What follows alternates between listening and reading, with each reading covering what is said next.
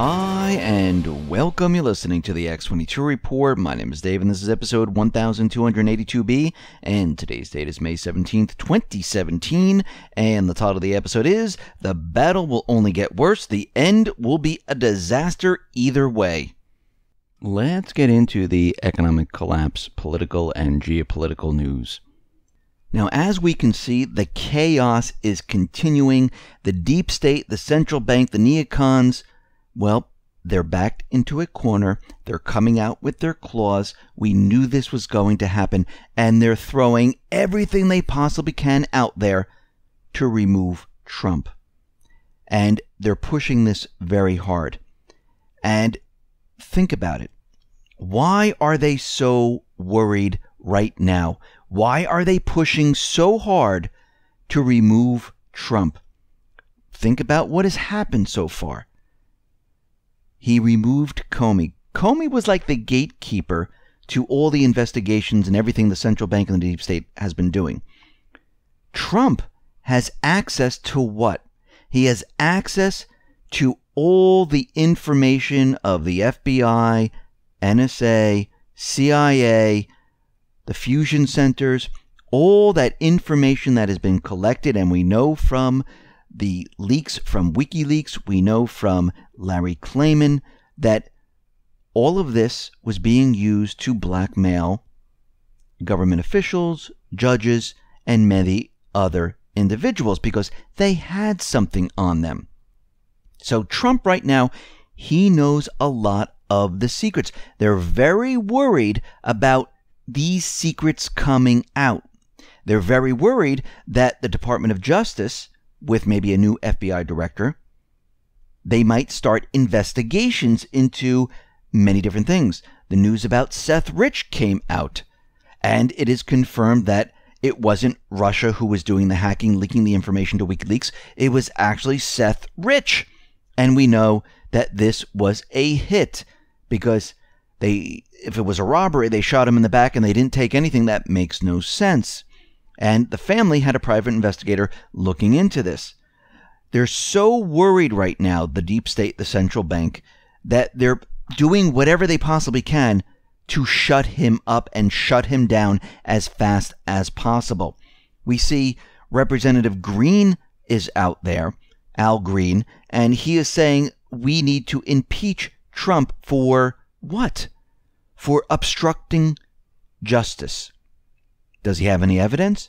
Of course not. They're just throwing these things out there. Remember, their idea is to get the public outraged with as much propaganda as possible to try to get everyone on their side to call for impeachment. Republican Amash is out there, Justin Amash.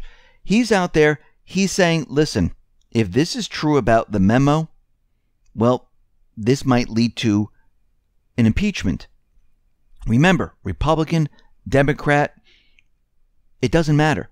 The deep state is made up of many individuals. And the ones that are calling for an impeachment, the ones who want it, are the ones that are very nervous. And that's a lot of them. And I had Bix Weir on here once before where he said a third of Congress will be arrested. And I think it's going to be more than that. Now, the corporate media is out there, and they're putting up polls now. And we see that Wolf Blitzer is out there, New York Times is out there, saying that the odds of impeachment have risen to 50%. 48% of the population, they want Trump impeached. Well, we know how their polls work. They've been wrong before about the election. We know that they skew them. We know that they create the polls to make everyone think that this is what everyone is thinking. But everyone is not thinking this. And this, we do have proof of all this during the elections because they were completely shocked that Trump won the election. Now, Putin stepped in and he said, listen, I am ready to give the transcript of Lavrov and Trump's meeting to show that there was no classified information talked about. Now, these are not audio transcripts. These are handwritten transcripts that he was going to give. And again, we can see that different individuals from different countries are coming out defending Trump. And we need to remember something, that he is working with many of these nations. They understand what he's doing right now. They understand that he's trying to remove the deep state, and he's working with these countries. Yes, it's hard to believe, but he is. Now, Trey Gowdy said something very interesting. He said, listen, Comey has this memo. We need to see the memo. He says, I would like to talk to Director Comey to determine how contemporaneous his recording of the conversation was. But also importantly, not just what was said, but what did Director Comey hear? How did he take the news? And with all due respect to the New York Times and all the other publications, they haven't seen the memo. They've only taken parts of the memo and reported on it. And he said something else that's very interesting. Newspaper articles are not admissible in any courtroom in the United States. And he says we're a long way from conviction. All we have is headlines in all these different publications. And when we see the government officials sitting there during hearings, reading from newspapers, they should be doing their own investigation, not reading the deep state speak, because that's what that really is. Now, let's analyze what they're all talking about and screaming about. Former FBI Director Comey's note of his conversation with Trump, well, first of all, it's not evidence of obstruction of justice or even close. Firstly, it is a standard practice for lawyers and officials to make notes of all business-related conversations they undertake and to distribute them to their colleagues. There is nothing unusual or surprising about Comey drafting a note of his conversation with the president and circulating it amongst the senior staff of the FBI. What would in fact have been extraordinary and alarming would have been if he had not done so. The mere fact that Comey made and circulating a note following a meeting with the president, who had only just entered office and who Comey would therefore scarcely know, is not therefore a sign he was being put under pressure. It is highly likely the president or someone on his staff made their own record of the meeting, and they have their own notes. And of course, we don't know this for sure. We know Trump came out and said he has a recording of this. Is there a recording? We don't know. Secondly, the subject that was discussed during the conversation was not the FBI's Russiagate counter-espionage investigation, but the FBI's investigation of General Flynn, following up General Flynn's telephone conversation on the 29th of December of 2016 with Russian Ambassador Kislyak. Now, Comey's note has not been published, and the New York Times does not claim to have seen it. However, it was apparently read out to one of its reporters, who recorded it saying the following, and here's the note. I hope you can see your way clear to letting this go, to letting Flynn go, Mr. Trump told Mr. Comey according to the memo. He is a good guy. I hope you can let this go. Mr. Trump told Mr. Comey that Mr. Flynn had done nothing wrong according to the memo. Mr. Comey did not say anything to Mr. Trump about curtailing the investigation, replying only, I agree he is a good guy. The note does not show Trump ordering Comey to drop the investigation or even asking him to do it. It merely expresses the hope he would do so given Trump's belief that Flynn had done nothing wrong. And we have to go back to January of 2017, where the New York Post reported that the FBI cleared Flynn of any wrongdoings, but that doesn't matter. And we have to remember, someone writing something down is absolutely meaning it is not evidence, because on the other side, Trump will say, no, this is exactly what I said, and here's my transcript. And then you have he said, and there's no evidence there. There's nothing. But they're trying to make it bigger than it really is. So Chavez has said, listen, I have a subpoena. We want the memo. And we will all like to see it. Now, the Senate, they went a little bit further with this. They are doing what Chavez wants, where he wants the memo. But they also want the recordings from Trump.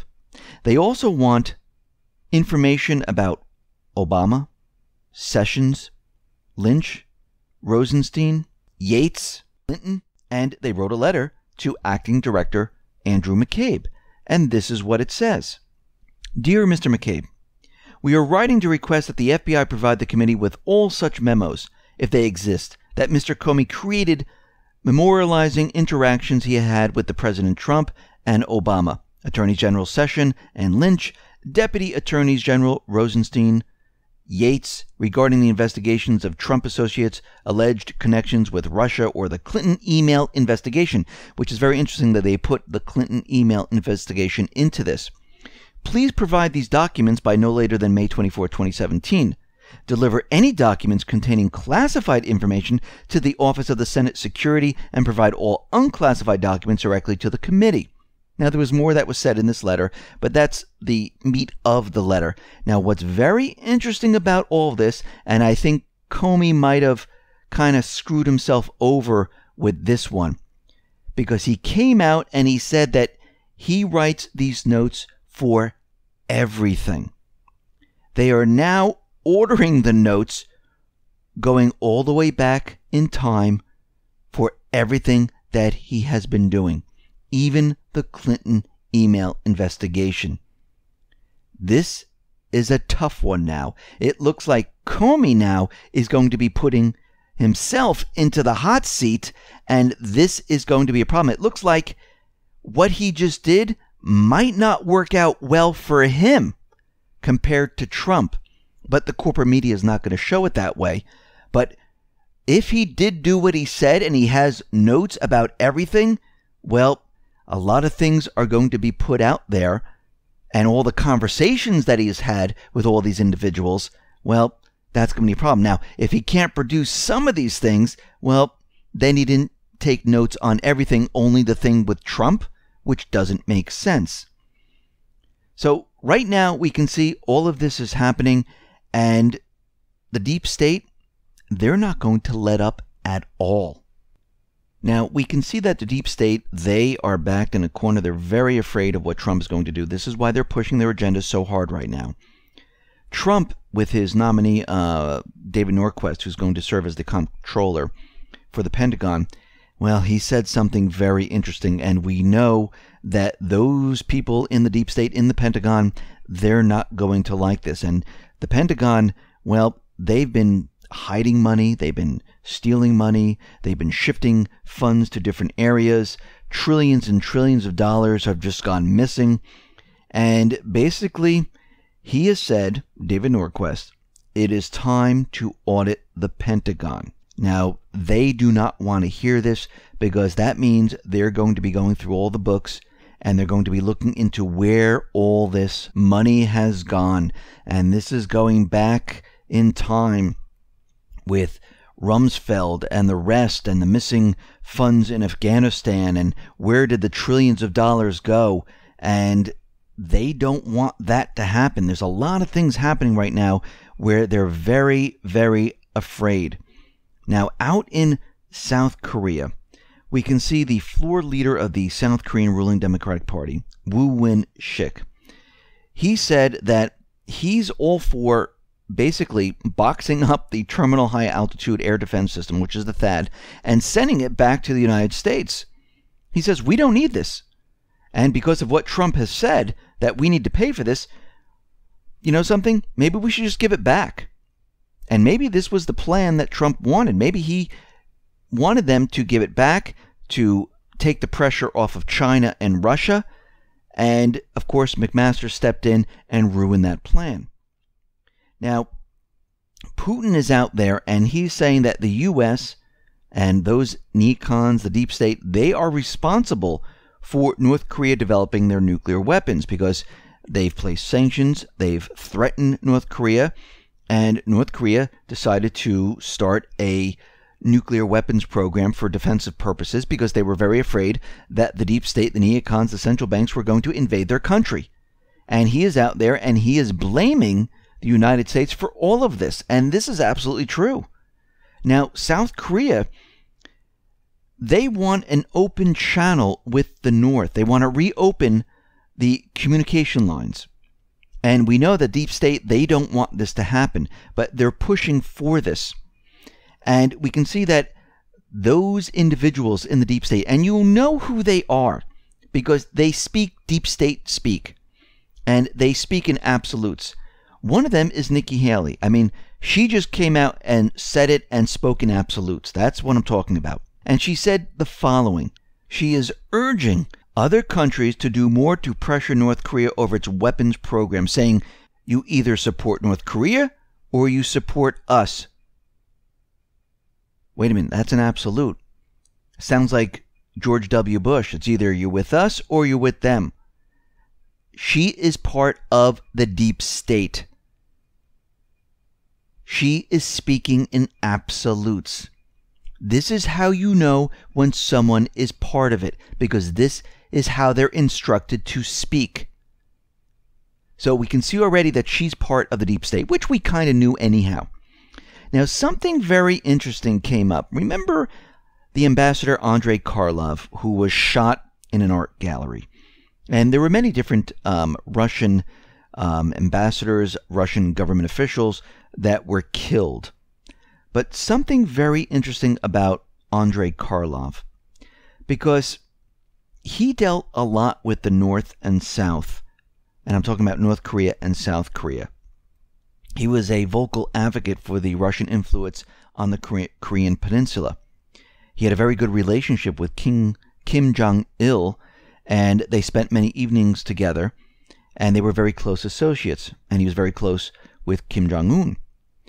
And basically, it looks like they got rid of him because if he was alive today, he is one of the only individuals that would be able to speak to Kim Jong-un and work out some type of peace deal with North Korea. So if the deep state, the central bankers and econs, wanted to go to war with North Korea, what they would do is remove the individual, the person who has demonstrated that he could be the force for peace in the North and South. They would need to get rid of him. And now the pieces are all starting to come together. Now, yesterday we talked about how Washington left Al-Qaeda off the terrorist list. And we can see there's a reason why they did this. Why did they decide to leave them off the list? And this is coming from the Canadian State News Agency. The reasons for the reluctance to list the new Al-Qaeda formation may have to do with one of its new members, the Noor ed-Din Zenki Brigade, a jihadi group from the Aleppo Governorate. The Zenki Brigade was an early and prominent recipient of U.S. aid weapons training. For the U.S. to designate HTS now would mean acknowledging that it supplied sophisticated weapons, including TOL anti-tank missiles, to terrorists, and draw attention to the fact that the U.S. continues to arm Islamist militants in Syria. The reason the U.S. cannot designate Al-Qaeda in Syria as a terrorist group is because that would make the U.S. legally responsible for having supplied a terrorist group with extremely sophisticated weapons and training. The U.S. is arming and training terrorists in Syria, but instead of just getting out, it is pretending that Al-Qaeda is not a terrorist organization. We see that the U.S. military is deploying a new Marine Corps artillery unit to Syria. This is coming from Army Major Josh D. Jacks. The unit is arriving in the country in order to support the U.S.-backed Syrian Democratic Forces. And again, this is another terrorist group that they created. And mostly it's made up of Syrians this time, as they want us to believe that's what it is. But we can see that all these terrorist groups, they're still intertwined. Now, what's very interesting is that yesterday we mentioned the crematorium, and today the U.S. State Department has officially admitted that the alleged crematorium near Damascus, where the Assad government was burning dead bodies of thousands of killed prisoners, may not be a crematorium at all. Answering questions during a press briefing, Stuart Jones, acting Assistant Secretary for Near Eastern Affairs, well, he has been pushed to admit that the warmer part of the building could be anything. It could be the heating system, it could be the kitchen, it could just be anything. And this is exactly what we said.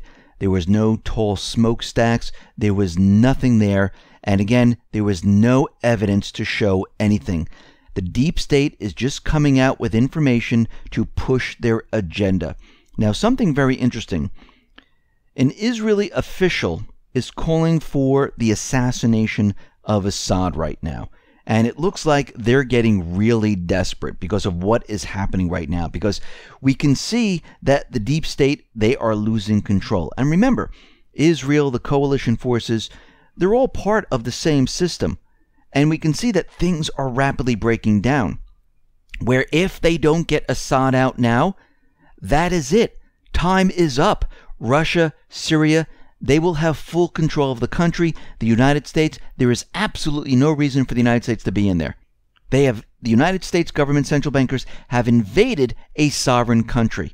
And if the Islamic State is completely removed and the terrorist groups are pushed back, there is no reason for any country to be in Syria. So the clock is ticking down. They realize this, and they're trying everything they possibly can. Listen, everyone, thanks a lot for listening. Be well, be safe, and especially be prepared. Thanks a lot.